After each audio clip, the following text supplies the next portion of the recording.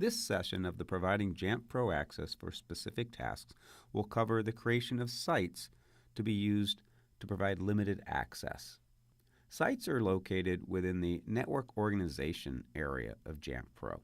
I can either scroll through all settings or go directly to the Network Organization tab. Choose Sites. When we first go to establish sites, we have two options. We can set them up manually or create them automatically from the buildings we already have. I'll go back to Network Organizations and into Buildings. You'll see that I have a building already created for every office within Jamf.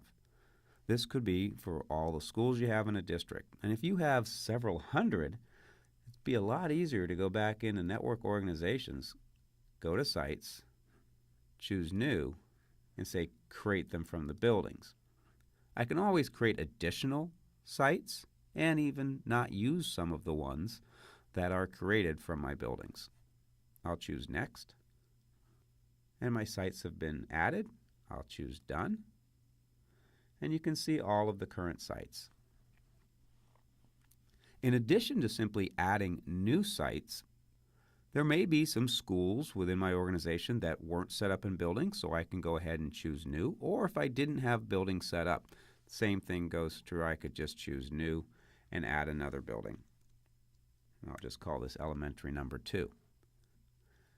And while I'm here, I'll go ahead and highlight the concept of cloning. Cloning could be used throughout Jamf Pro to save a lot of time. In this case, if I have several more sites that I'd like to create, I'll choose Clone and go ahead and maybe I'll do elementary number 3. This may not seem like it saves a lot of time, but if you're creating a few dozen, clicking Save and then Clone versus Save, Done, and then choosing New again does save a couple clicks. And keep that in mind as you go throughout Jamf Pro. Sites don't have to be limited to just buildings. You may want to further differentiate the devices and access within a particular building, maybe per grade level, for instance. Thank you very much for watching this session.